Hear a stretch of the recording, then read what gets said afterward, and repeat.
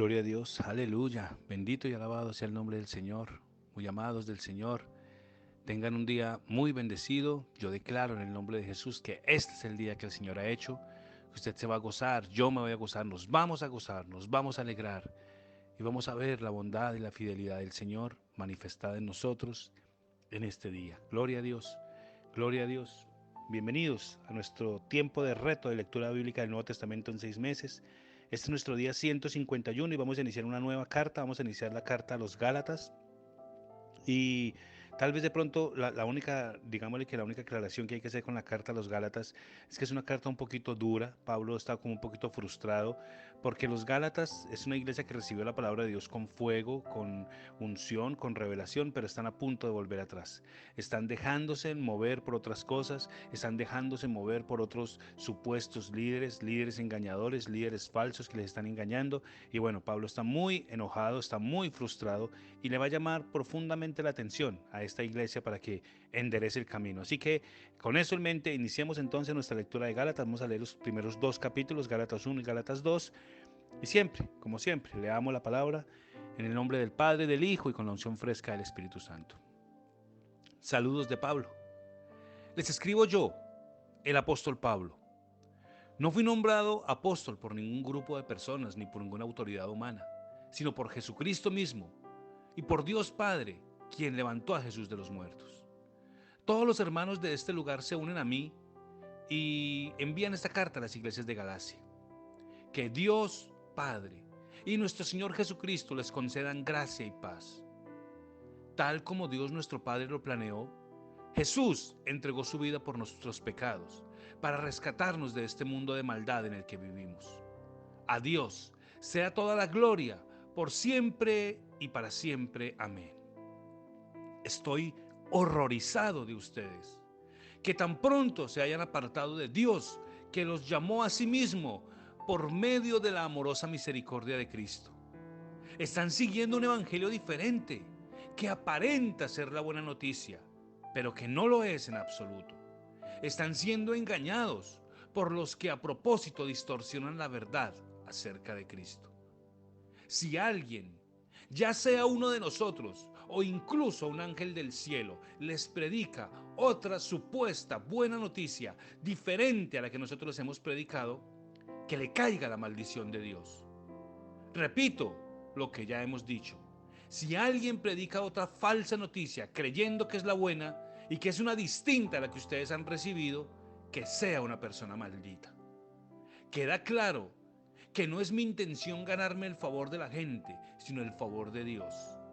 Si mi objetivo fuera agradar a la gente, no sería siervo de Cristo. Amados hermanos, quiero que entiendan que el mensaje del Evangelio que les predico no se basa en un simple razonamiento humano. No recibí mi mensaje de ninguna fuente humana, ni nadie me lo enseñó. En cambio, lo recibí por revelación directa de Jesucristo. Ustedes saben cómo me comportaba cuando pertenecía a la religión judía y cómo perseguí con violencia a la iglesia de Dios. Hice todo lo posible por destruirla. Yo superaba ampliamente a mis compatriotas judíos en mi celo por las tradiciones de mis antepasados. Pero, aún antes de que yo naciera, Dios me había elegido y me llamó por su gracia maravillosa. Luego, le agradó revelarme a su Hijo para que yo lo proclamara a los gentiles, para que yo llevara las buenas noticias acerca de Jesús a ellos. Cuando esto sucedió, no me apresuré a contar con ningún ser humano. No le consulté absolutamente a nadie. Tampoco subí a Jerusalén para pedir consejo de los que eran apóstoles antes que yo. En cambio, me fui a la región de Arabia y después regresé a la ciudad de Damasco. Luego, 3 años más tarde, fui a Jerusalén a conocer a Pedro y me quedé 15 días con él. El único otro apóstol que conocí en esos días fue a Santiago, el hermano del Señor. Declaro delante de Dios que no es mentira lo que les escribo. Después de esta visita, me dirigí al norte, a las provincias de Siria y de Cilicia. Y aún así, las iglesias de Cristo que están en Judea todavía no me conocían personalmente. Todo lo que sabían de mí era que el que antes perseguía, ahora predicaba la fe que trataba de destruir. y alababan a Dios a causa mía. Gálatas capítulo 2. Luego, 14 años más tarde, regresé a Jerusalén, esta vez con Bernabé, y Tito también vino. Fui a Jerusalén porque Dios me reveló que debía hacerlo. Durante mi tiempo allí me reuní en privado con los que eran reconocidos como dirigentes de la iglesia y les presenté el mensaje que predicó a los gentiles. Quería asegurarme de que estábamos de acuerdo, porque temía que todos mis esfuerzos hubieran sido inútiles y que estaba corriendo mi carrera en vano. Sin embargo, ellos me respaldaron y no me exigieron nada ni a mí ni a mi compañero Tito. Es más, no nos impusieron la circuncisión, a pesar de que Tito era griego. Incluso, esa cuestión surgió solo a causa de unos supuestos creyentes, en realidad falsos, que se habían infiltrado entre nosotros. Se metieron en secreto para espiarnos y privarnos de la libertad que tenemos en Cristo Jesús, pues querían esclavizarnos y obligarnos a seguir los reglamentos judíos. Pero no nos doblegamos ante ellos, ni por un solo instante. Queríamos preservar la verdad del mensaje del Evangelio para ustedes. Los líderes de la iglesia no tenían nada que agregar a lo que yo predicaba.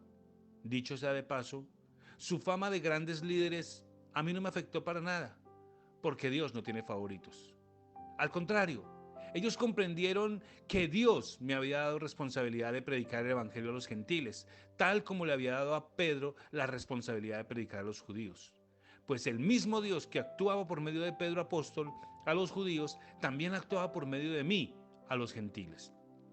De hecho, Santiago, Pedro y Juan, quienes eran considerados pilares de la iglesia, reconocieron el don que Dios me había dado y nos aceptaron a Bernabé y a mí como sus colegas. Nos animaron a seguir predicando a los gentiles mientras ellos continuaban su tarea con los judíos.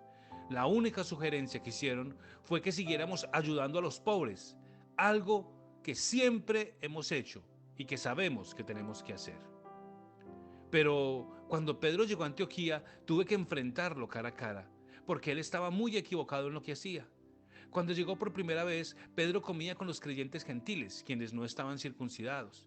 Pero después, cuando llegaron algunos amigos de Santiago, Pedro no quiso comer más con los gentiles. Tenía miedo que lo criticaran y que se sintiera necesidad de la circuncisión.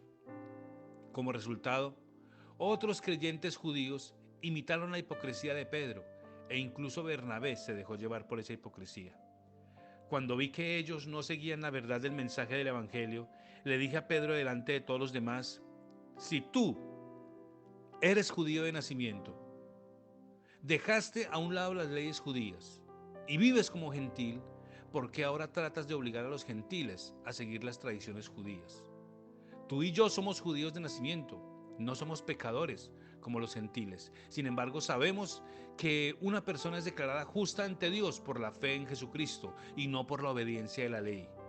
Y nosotros hemos creído en Cristo Jesús para poder ser declarados justos ante Dios por causa de nuestra fe en Cristo y no porque hayamos obedecido la ley. Pues nadie jamás será declarado justo delante de Dios mediante la obediencia de la ley. Pero supongamos que intentamos ser declarados justos ante Dios por medio de la fe en Cristo y luego se nos declara culpables por haber abandonado la ley. ¿Acaso esto quiere decir que Cristo nos ha llevado al pecado? Por supuesto que no. Más bien, soy un pecador si vuelvo a construir lo viejo, el viejo sistema de la ley que ya eché abajo. Pues cuando intenté obedecer la ley misma me condenó. Así que moré a la ley, es decir, dejé de intentar cumplir todas sus exigencias a fin de vivir para Dios. Mi antiguo yo ha sido crucificado con Cristo. Ya no vivo yo, sino que Cristo vive en mí. Así que vivo en este cuerpo terrenal, confiando en el Hijo de Dios. Sí, el que me amó y se entregó a sí mismo por mí. Yo no tomo la gracia de Dios como algo sin sentido, pues si cumplir la ley pudiera hacernos justos ante Dios, entonces no habría sido necesario que Cristo muriese en la cruz. Gloria a Dios. Esa fue nuestra lectura para hoy y leímos los 2 primeros capítulos del libro de Gálatas y como les decía al principio, Pablo está peleando y se está quejando con la iglesia de que está dejando la tradición de Cristo, está dejando de seguir a Cristo y está de nuevo inclinándose por la religión y por las tradiciones judías de la época. Pues bueno, algunos dirán, eso no tiene ningún tipo de relevancia para nosotros hoy, la tiene toda. Porque hay mucha gente también tratando de vivir por ritos. Hay mucha gente tratando de obtener el favor de Dios por ritos. Es que si yo oro mucho, es que si yo ayuno mucho, es que si yo hago esto, si yo hago lo otro, entonces Dios me tiene que bendecir. No, Dios no lo bendice a usted porque usted sea bueno. Dios lo bendice a usted porque Dios es bueno. Y su deseo, el deseo de Dios, es que usted siga sus lineamientos, es que usted siga su palabra y es que usted entienda que Él le bendice, Él le ama, Él lo prospera, Él le abre puertas de forma extraordinaria, de forma sobrenatural, no por lo bueno y no por los ritos que usted puede hacer. Él lo hace porque es un buen Padre, lo hace porque es un buen Dios y porque siempre que lo ve a través de Cristo y entiende que el sacrificio de Cristo quitó su pecado, quitó su culpa, quitó su ruina, quitó su condenación y lo hace justo. ¿Ante quién? Ante Dios. Por eso Dios contesta sus peticiones, por eso Dios contesta sus oraciones, por eso Dios le bendice, por eso Dios le abre puertas, por eso Dios lo guarda, lo protege, lo cuida en su salir y en su entrar. No porque usted sea bueno, no porque usted lo merezca, porque usted es hijo de Dios y porque Dios, su Padre, es bueno. Un abrazo muy grande y regresamos, mis amados.